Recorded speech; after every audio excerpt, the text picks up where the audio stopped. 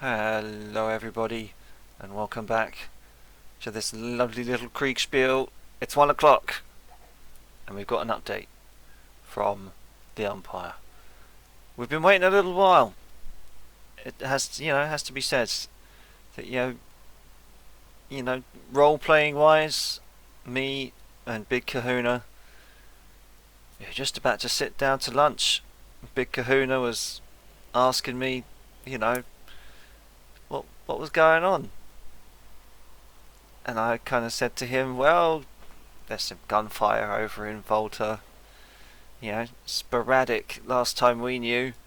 But come 1 o'clock, it's all changed. The Austrians have decided to attack. And we got a desperate report from Bonnemain saying that the Austrians have decided to come in full strength,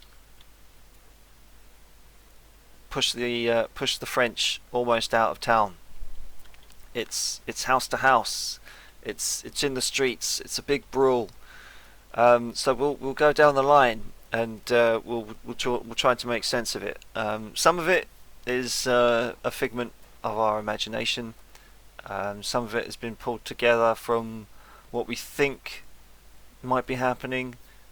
As always, you kind of have to piece together what you think you know and what you do know, just from the information the umpire has been given.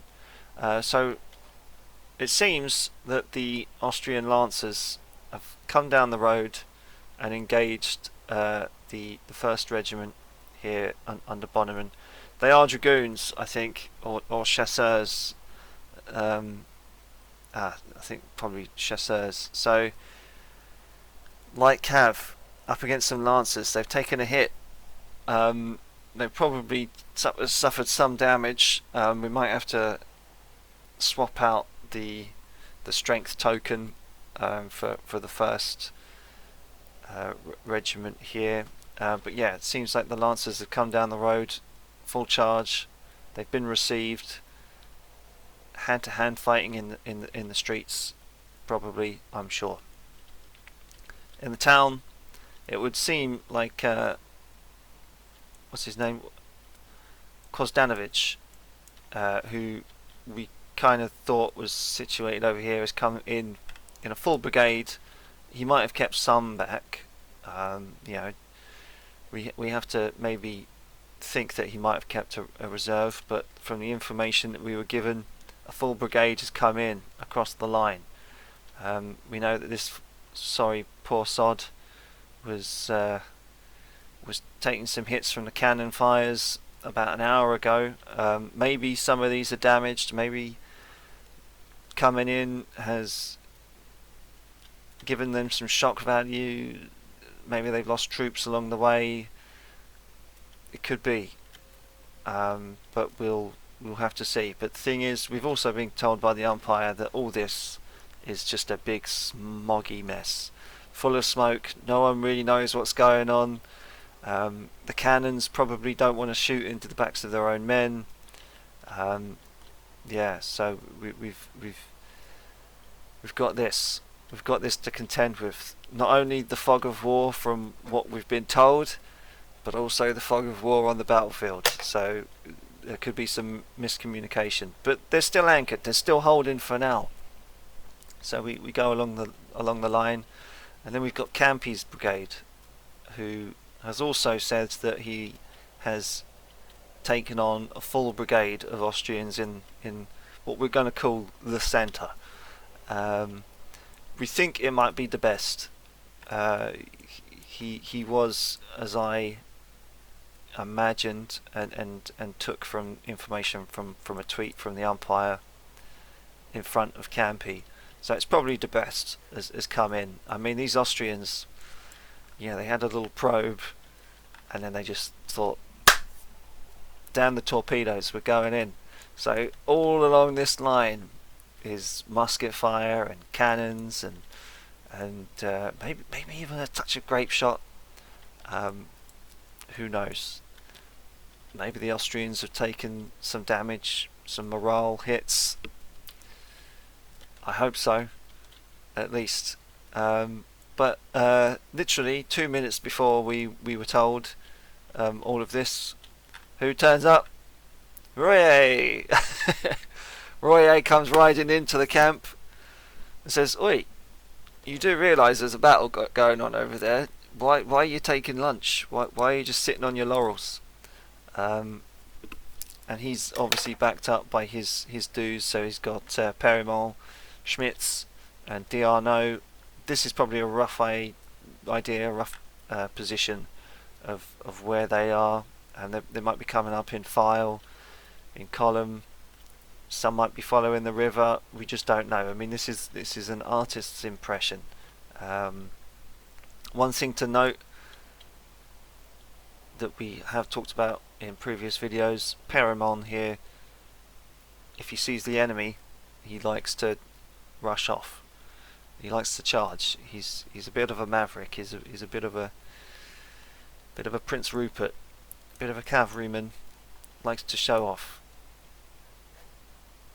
But he hasn't done that yet. So maybe the smoke is clouding his vision. Maybe.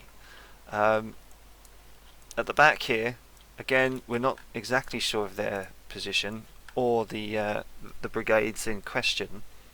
But we've got Bogdan Stefanini here, who are either going to be kept back in reserve, but more than likely will be engaging on the right. Yeah, if this attack is anything to go by, and potentially they didn't realise that the second was coming up, they'd probably swing it round right. But hopefully Royer and Perimont here and Schmitz and Diarno will be ready to receive. Hopefully they're not too tired from their, grand old Duke of York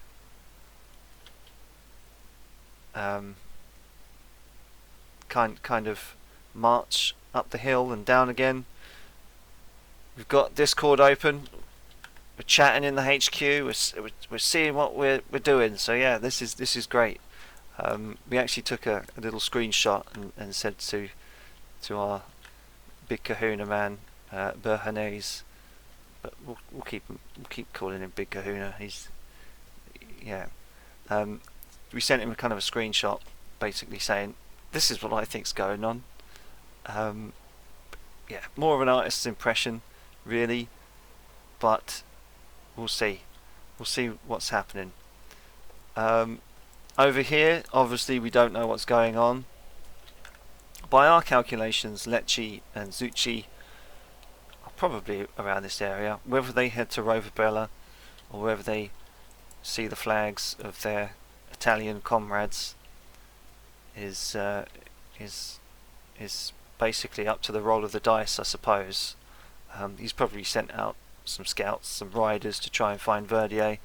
Verdier's probably by now shifted, but I mean, it's anyone's guess what's going on over here, to be honest. These guys are probably still on the hill watching, and this is, we didn't put them on the table last time, but we thought we might do, just to kind of convey how large this extra corps is. A lot of infantry, not a lot of cav by the looks of things, but these things are going to do some damage. 12-pounders, heavy artillery. Will it take them a while to get them up on the hill? Are they going to put them up on top of the hill? Are they going to march down the road? Maybe take Rovabella? Who knows? Who knows indeed. Verdier's been rather quiet. He's been left to his own devices, which is probably a nice thing. It's probably good to be trusted with your own command. Hopefully the Italians can do the job. Form some adequate defences. But I mean, I wouldn't like to be him if he's up against Pazzola here. It's, yeah, like I said, Rivetti are back, outnumbered. It'll be tricky for him, really tricky. But then we go to the 4th Corps. by my calculations, they should be around here. They were told to hurry up, and what the 4th Corps is going to do is going to march straight into Volta and offer a counter-attack. Hopefully these guys have been bloodied up enough in the street fighting,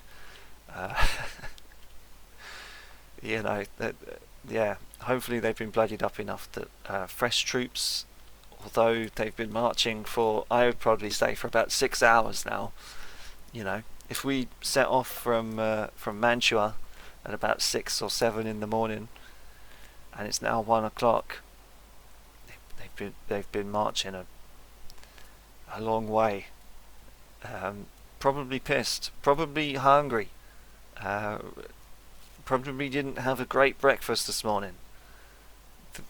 Hopefully the 4th, although they might lack energy, they might make up for it in